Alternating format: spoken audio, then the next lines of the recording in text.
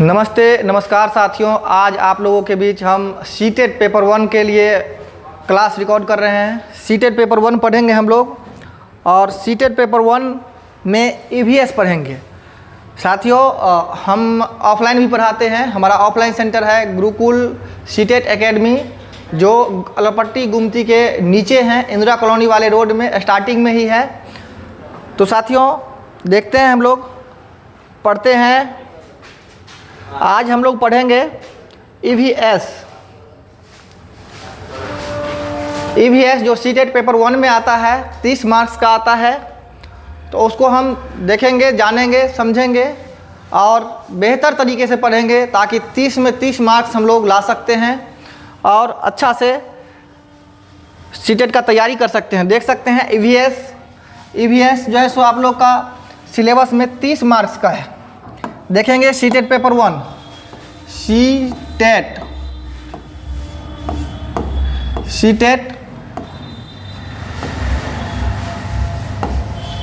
Paper 1। CTET paper 1 में आपका जो है सो सिलेबस है सीडीपी 30 मार्क्स का। उसके बाद है लैंग्वेज 1, ये भी है 30 मार्क्स का। लैंग्वेज 2, ये भी है 30 मार्क्स का। और ईवीएस भी है 30 मार्क्स का। इसके अलावा मैथ भी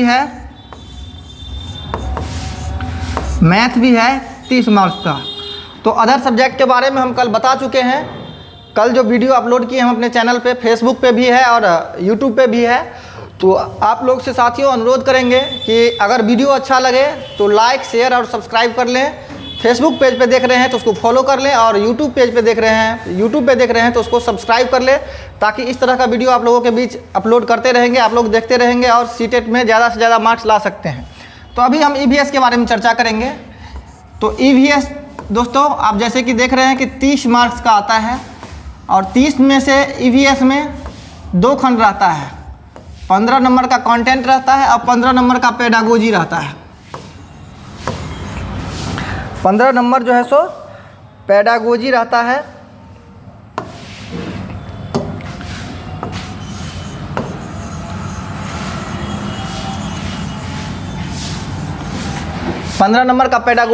तो ईवीएस और पेडागोजी दोनों पढ़ेंगे हम लोग। और आपको बता दें कि जितना हम क्लास में करा रहे हैं उतना करने के बाद आप लोग को कुछ करने का ज़रूरत नहीं है, क्योंकि हम थ्योरी कराएंगे। थ्योरी प्लस फैक्ट और प्लस PYQ एंड MCQ। तो जितना हम करा देंगे, थ्योरी पढ़ाएंगे, फैक्ट भी पढ़ाएंगे और फैक्ट पढ़ाने के बाद PYQ और MCQ दोनों क्लास में ही करा देंगे। इसके अलावा आप लोग को बाहर से पढ़ने का कोई ज़रूरत नहीं है।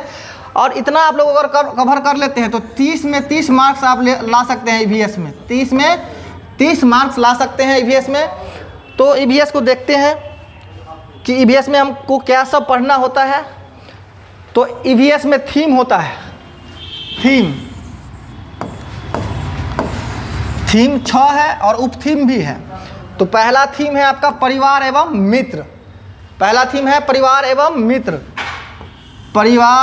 मित्र। उसके बाद उप थीम है, इसका उप थीम क्या क्या है? संबंध उप थीम है। उसके बाद है कार्य एवं खेल। क्या है? कार्य एवं खेल। उसके बाद है पशुएं और पौधे, ये इसका क्या है? उप थीम है। उसके बाद दूसरा थीम है दोस्तों भोजन। उसके बाद है आश्रय। उसके बाद है जल। उसके बाद है यात्राएं और हम जो सोचते हैं और जो करते हैं। तो भोजन में पेड़ पौधा, मानव, जीव जंतु क्या भोजन करते हैं उसके बारे में जानना होता है। आश्रय मतलब होता है घर, यानी मानव का घर, और मानव के साथ साथ जितने भी जीव जंतु हैं उसका घर, गृह स्थल को क्या कहते हैं, इस सब टाइप का क्वेश्चन पूछा जाता है। उसके बाद जल, पृथ्वी पर जल जो है, जल की मात्राएं क्या है, कैसे है, जल कैसे पर्यावरण में है, इस सब के बारे में जानेंगे। उसके बाद यात्राएं, ट्रैवलिंग, उसके बारे में जानेंगे। और हम जो सोचते हैं और जो करते हैं, ये है आपका थीम जो है सो ईवीएस का। उसके बाद आगे देखते हैं दोस्तों, पर्यावरण चारों ओर स्थित वस्तुओं का घेरा ही पर्यावरण कहलाता है। तो पर्यावरण किसको कहेंगे साथियों? जैसे कि आप लोग जानते हैं कि हम लोग रहते हैं कहाँ? पृथ्वी पर। पृथ्वी पर रहते हैं और पृथ्वी पे हम लोग का क्या है? आवास है, घर है। ये देखिए सुंदर सा घर है, 3 मंजिला इमारत है ना। उसके बाद यहाँ क्या होता है? पेड़ पौधा रहता है ना। तो देखिए ये पेड़ पौधा है, पेड़ पौधा है, और यहाँ हम लोग हैं, मानव है, मानव है, मानव है। छोटे छोटे झाड़ियाँ हैं, घास के पौधे हैं, कार है ना, फॉर्चूनर। तो कुल मिलाकर के हम कह सकते हैं, यहाँ पे देखिए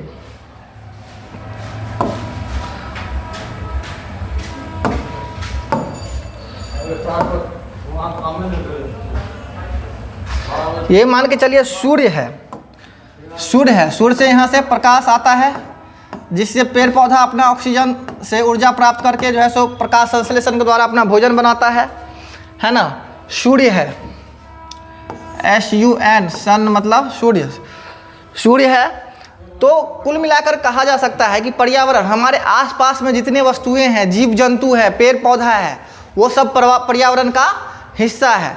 तो हम कह सकते हैं कि पर्यावरण चारों ओर स्थित वस्तुओं का घेरा ही पर्यावरण कहलाता है। हमारे आसपास जितने वस्तु हैं वो सब पर्यावरण का हिस्सा है, उसी को हम क्या कहते हैं? पर्यावरण कहते हैं, जिसमें पेड़ पौधा, जीव जंतु, घर, आवास, टेबल, कुर्सी, सारे चीज़ आते हैं। उसके बाद हम लोग जानेंगे दोस्तों पर्यावरण के घटक। पर्यावरण के घटक, पर्यावरण के घटक देखिए, पर्यावरण के कितने घटक होते हैं? पर्यावरण के 2 घटक होते हैं। कितने घटक होते हैं? 2 घटक होते हैं। एक होता है जैविक, एक होता है जैविक,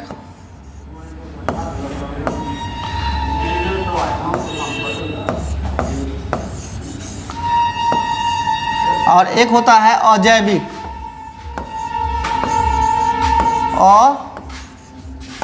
अजैविक, अजैविक पर्यावरण के घटक। पर्यावरण के घटक में जैविक और अजैविक 2 होते हैं दोस्तों। और जैविक किसको कहेंगे? तो जैविक कहेंगे सभी जीवधारी को, सभी जीवधारी।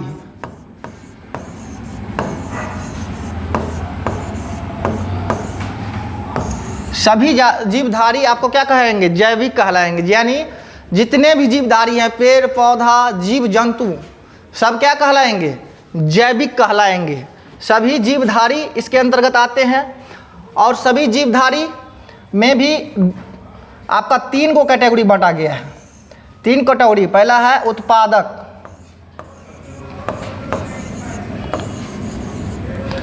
उत्पादक। तो उत्पादक किसको कहेंगे? जो अपना भोजन स्वयं बनाता है, जो अपना भोजन स्वयं बनाता है उसको उत्पादक कहेंगे। जो अपना भोजन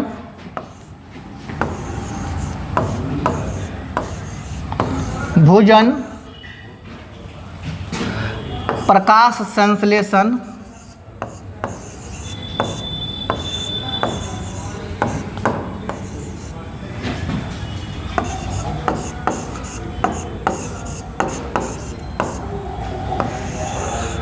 संश्लेषण की सहायता से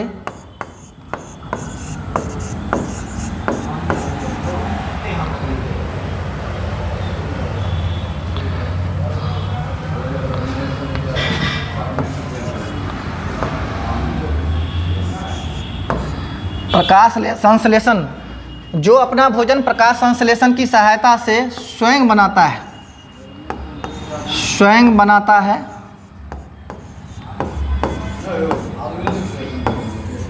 स्वयं बनाता है, उसे हम उत्पादक कहेंगे। क्या कहेंगे? उत्पादक कहेंगे। तो उत्पादक में क्या सब आता है, एग्जाम्पल में जानेंगे। उत्पादक में आता है पेड़ पौधा, पेड़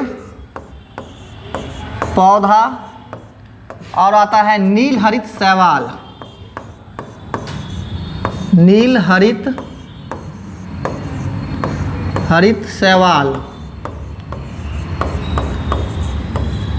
नील हरित शैवाल, ब्लू ग्रीन एल्गी। नील हरित शैवाल दोस्तों हम लोग पानी के टैंक में देखते होंगे, या चापाकल पे जो चबूतरा रहता है वहाँ पे हरा कलर का काई जो जम जाता है उसी को कहते हैं नील हरित शैवाल। यह भी अपना भोजन स्वयं बनाता है। तो दोस्तों उत्पादक कहेंगे जो अपना भोजन स्वयं प्रकाश संश्लेषण के माध्यम से बनाता है उसको क्या कहेंगे, उत्पादक। उत्पादक में आपका जो है सो पेड़ पौधा आता है, ब्लू ग्रीन एल्गी आता है। पेड़ पौधा प्रकाश संश्लेषण की सहायता से अपना भोजन स्वयं बनाता है, तो इसीलिए उत्पादक कहेंगे। किसको उत्पादक कहेंगे, जो अपना भोजन स्वयं प्रकाश संश्लेषण की मदद से सहायता से बनाता है उसे हम कहेंगे उत्पादक। उसमें पेड़ पौधा और नील हरित शैवाल सब आता है, ठीक है। उसके बाद जानेंगे दोस्तों हम लोग उपभोक्ता। उत्पादक के बाद जानेंगे उपभोक्ता।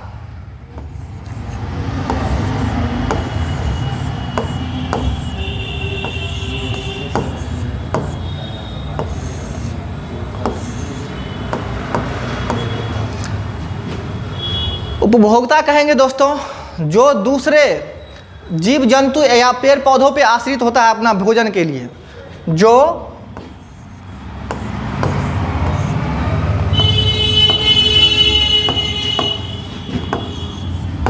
भोजन के लिए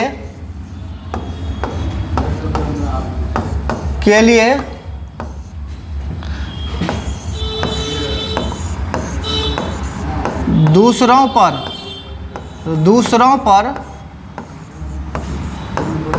आश्रित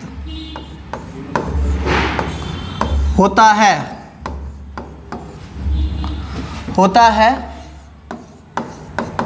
उसे उपभोक्ता कहते हैं। जो भोजन के लिए दूसरों पर आश्रित होता है उसे क्या कहते हैं, उसे उपभोक्ता कहते हैं।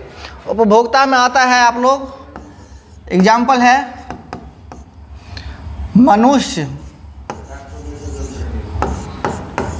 और जानवर।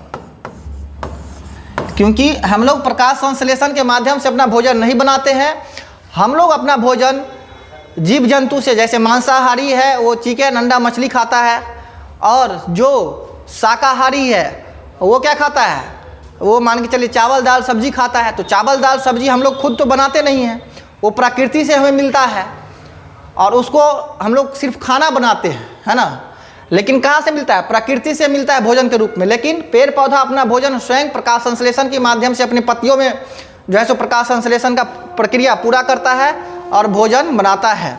तो इसीलिए मनुष्य और जानवर जो है सो उपभोक्ता के अंतर्गत आता है, ठीक है। तो अगला हम लोग जानेंगे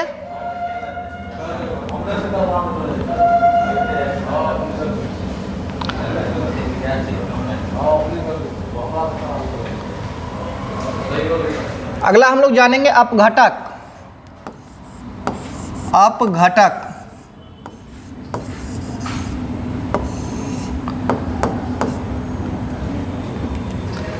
अपघटक के अंतर्गत आता है वैसे जीव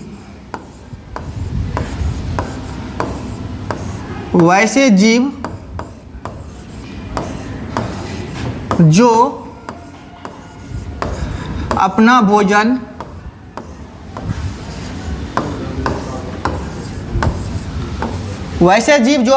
सड़े गले पदार्थ से करता है, सड़े गले पदार्थ से प्राप्त करता है। वैसे जीव जो अपना भोजन सड़े गले पदार्थ से प्राप्त करता है उसे हम अपघटक कहते हैं। अपघटक का एग्जाम्पल है आप लोग को केचुआ, जिसको हम लोग गांव घर के भाषा में चाली कहते हैं। केचुआ और गिद्ध केचुआ और गिद्ध। जैसे ये अपघटक की श्रेणी में आता है। और केचुआ को दोस्तों किसान का मित्र भी कहते हैं, है ना। केचुआ यानी चाली को किसान का मित्र भी कहते हैं और इसे पृथ्वी का सफाई कर्मी भी कहते हैं। पृथ्वी का सफाई कर्मी।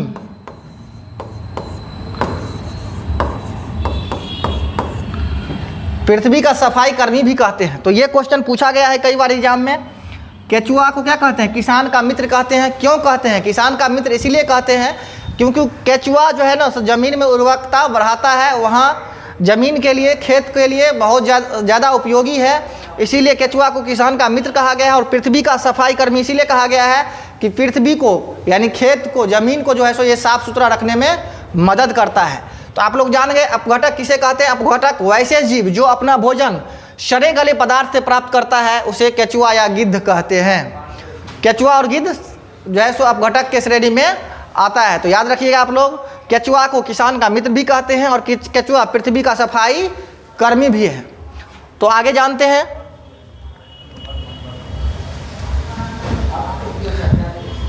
हम लोग देखिए जैविक, जैविक जान गए। अब जानते हैं अजैविक। अजैविक इसको मिटा देते हैं और अजैविक को जानेंगे, है ना।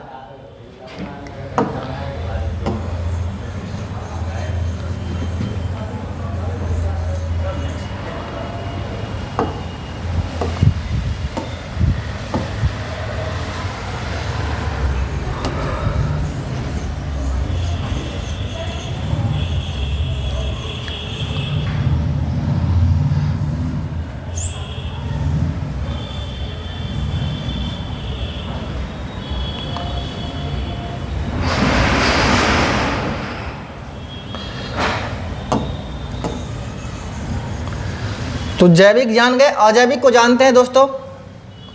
अजैविक क्या होता है? अजैविक को ही भौतिक भी कहते हैं हम लोग। भौतिक,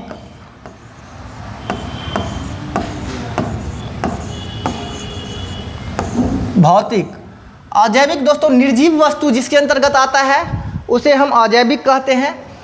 तो निर्जीव वस्तु के अंतर्गत प्राकृतिक निर्जीव वस्तु भी होता है और मानव निर्मित भी होता है। तो प्राकृतिक वस्तु, प्राकृतिक, तो प्राकृतिक के अंतर्गत आप लोग का आएगा वो चीज जो प्रकृति के द्वारा निर्मित है, जो प्रकृति के द्वारा निर्मित है।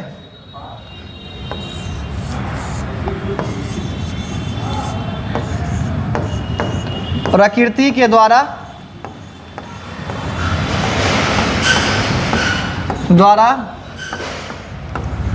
निर्मित है। तो बताइए दोस्तों आप लोग प्रकृति के द्वारा क्या क्या निर्मित है? तो प्रकृति के द्वारा निर्मित है जल, पहाड़, हवा, सूर्य का प्रकाश,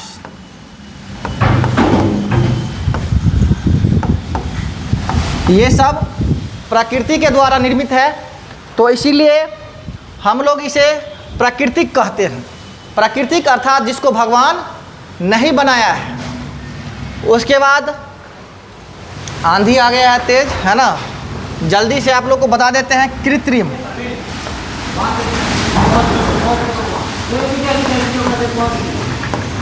कृत्रिम, कृत्रिम जो मानव के द्वारा निर्मित है, मानव के द्वारा निर्मित है।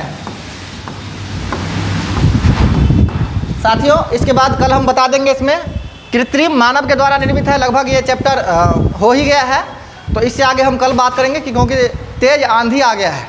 साथियों आप लोगों को अगर ये वीडियो अच्छा लगे, काम का लगे, तो आप इसे लाइक, शेयर, सब्सक्राइब ज़रूर करें और अपने मित्रों के साथ शेयर करें। मैं वादा करता हूं, आप लोगों के साथ वचन देता हूं कि अगर आप लोग लगातार मेरा क्लास अटेंड करेंगे तो सीटेट के जो भी सब्जेक्ट हम पढ़ाएंगे वो बिल्कुल अच्छा से बेहतरीन तरीक़ा से पढ़ाएंगे और आप लोग को विश्वास दिलाते हैं कि 30 में से 30 नंबर दिलाने का हम पूरा प्रयास करेंगे और आएगा भी।